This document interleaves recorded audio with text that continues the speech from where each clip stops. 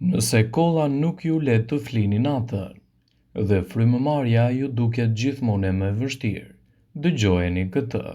Ekziston një mënyrë natyrale që mund të ndihmojë në lehtësimin e këtyre shqetësimeve. Kolla e thatë gjatë kësaj periudhe të dimrit dhe jo vetëm shkaktohet nga ftohja, alergjitë, ajri i thatë në dhomë ose pluri. Për të lehtësuar shqetësimin tuaj mund të bëni një shurup shtëpiak që mund të qetësojë shpejt gjendjen tuaj, derisa të merrni gjithashtu trajtimin e specializuar nëse është e nevojshme. Provoni këto receta natyrale të cilat thuhet se do të ndihmojnë në lehtësimin e gjendjes suaj. Para se të fillojmë, bëni një like videos dhe ju lutem klikoni subscribe, do të na ndihmonit shumë. Nëse keni nevojë, mund të përdorni këtë çaj të freskët me xhenxhefil dhe energji. Xhenxhefili ndalon dhimbjet e fytyrës dhe ndihmon në nxjerrjen e mukusit kur është i pranishëm, ndërsa energjiku qetëson kollën. Së bashku, ato do të bëjnë një shurup efektiv, citon WebMed. Përbërësit që u duhen në këtë rast janë një lugë xhenxhefil të grirë dhe një lugë mente të thatë. Prisni ose grini xhenxhefilin së bashku me energjikun dhe shtoni atë në ujë. E lini të vlojë, ulni nxehtësinë dhe gatuani derisa të avullojë gjysma e lëngut. Kullojeni lëngun, e lini të ftohet pak, më pas shtoni mjaltin dhe i përzieni që të treja. Hidhni në një kavanoz dhe merrni një lugë për disa orë për të lehtësuar problemin. Ruajeni atë të mbuluar në frigorifer. Para se të përdorni këtë çaj, konsultoni me mjekun ose farmacistin tuaj nëse gjendja juaj është e agravuar. Kur kolla është akute ose kronike, mund të shkaktohet nga kushte të ndryshme që mund të vështirësojnë frymëmarrjen ose të mushkrive si astma ose bronkiti, por ndodh që të vijë edhe si pasojë e lodhjes dhe acarimit që shkaktohet nga elementet e jashtëm. Probleme të tilla si astma, bronkiti ose alergjitë dhe infeksionet kanë nevojë për një trajtim të specializuar nëse gjendja juaj është kritike, por nëse e kapni atë që hapat e para, mund t'i mbani nën kontroll edhe në kushte shtëpie. Për të ndihmuar në luftën kundër kollës të shkaktuar nga problemet respiratore, astma, mushkëritë e të tjera, ju duhet të përdorni këtë recetë. Përbërësit që ju duhen janë qepe kuqe, sheqer, kafe i karamelizuar, 2 limona, ujë, mjalt. Për përgatitjen e kësaj recete duhet të ndiqni këto udhëzime. Hidheni sheqerin mbi një enë dhe e lini derisa të kthehet gjithashtu edhe në një ngjyrë të artë. Kur sheqeri të kthehet në një ngjyrë të artë, shtoni gjysmën e qepës, e cila duhet të pritet në feta dhe më pas e trazoni për rreth 2 minuta. Shtoni më pas 2 gota ujë dhe e lini derisa të vlojë dhe të avullojë për të paktën 1/3 e ujit. Dhe pasi të keni hequr nga nxehtësia, shtoni lëngun e limonave së bashku me mjaltin dhe i përzieni mirë.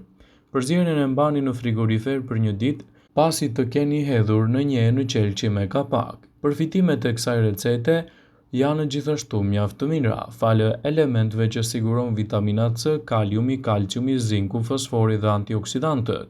Por nëse gjendja juaj është kritike, mos nguroni t'i drejtoheni mjekut tuaj për të marrë gjithashtu edhe trajtimin e duhur. Kolla e thatë është një shqetësim i zakonshëm gjatë dimrit, si dhe gjatë periudhave të tjera të vitit, dhe mund të shkaktohet nga faktorë të ndryshëm si ftohja, alergjitë, ajri i thatë në ambiente të brendshme ose pluri. Për të lehtësuar simptomat e kollës së thatë dhe për të qetësuar fytyn, mund të përdorni një shurup natyral që ndihmon në përgatitjen e kushteve të shtëpisë me 2 përbërës natyral, siç është xhinxheri dhe energjiku.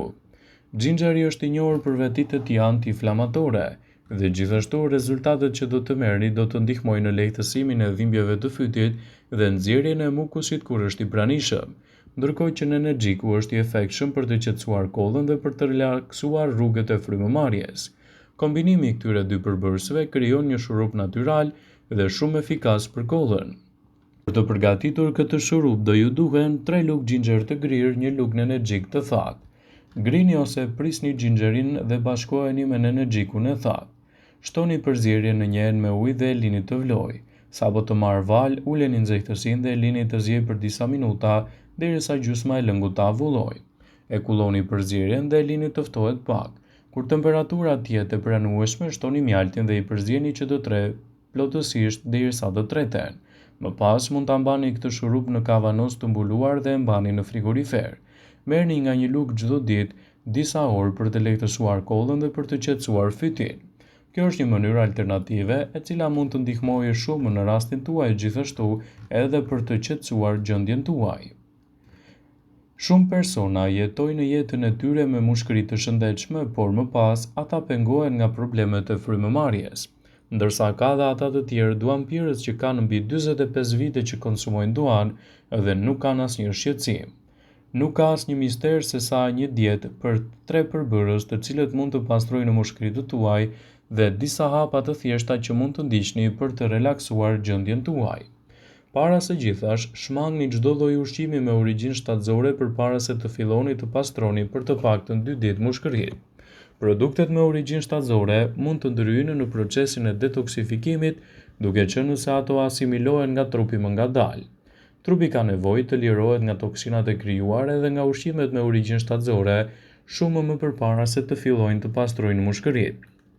Pini një filxhan çaj laksativ bimor përpara se të shkoni për të fjetur ditën e parë të dietës suaj. Kjo liron zorrën tuaj nga toksinat që mund të lindin në rast të kapsllëkut. Mushkëritë nuk duhet të mbingarkohen për shkak të ndonjë pengese në çdo pjesë të trupit gjatë fazës së pastrimit. Shtryni 2 limona dhe shtoni lëngun e tyre në 300 ml ujë. Këta e përzieni dhe e pini para ngrënies së mëngjesit.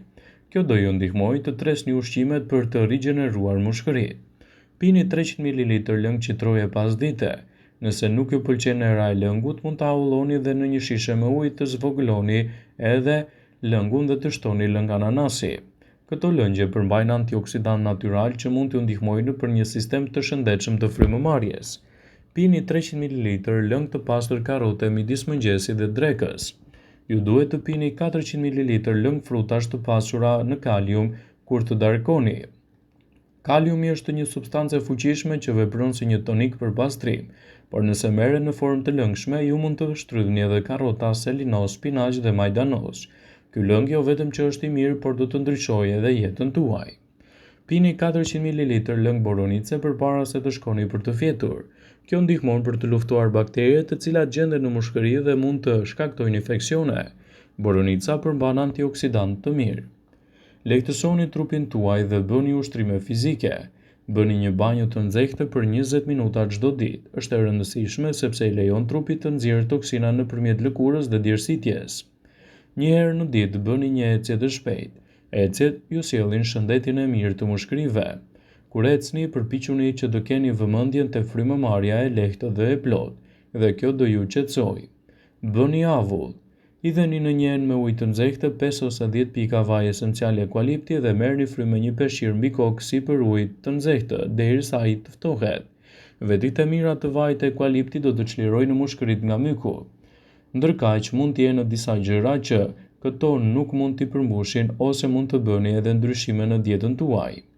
Gjithashtu, mos pini duhan, mos pini sasi të tepërta të kafeinës dhe këshillohuni dhe konsultohuni me mjekun tuaj për çdo shqetësim të mundshëm që mund të keni, pasi këto shqetësime mund të krijojnë edhe probleme me shëndetin tuaj nëse lihen pas dore.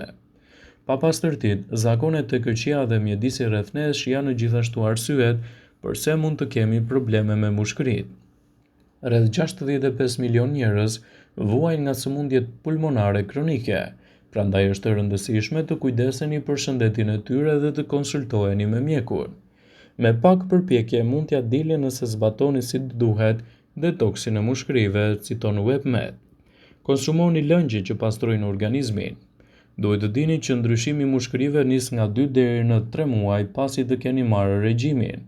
Për muajt e parë do të filloni të ndjeheni shumë më të shëndetshëm, por për të arritur kështu do ju duhet të përdorni ujin e ngrohtë me mjaltë, ujin me limon, çajin jeshil, lëngun e karrotës, shafranin në kombinim me xhinxherin, bananet me spinaqin, ose të praktikoni gjithashtu teorinë e kripës. Teoria e kripës është të bësh frymëmarrje të plota me grimca të vogla të kripës.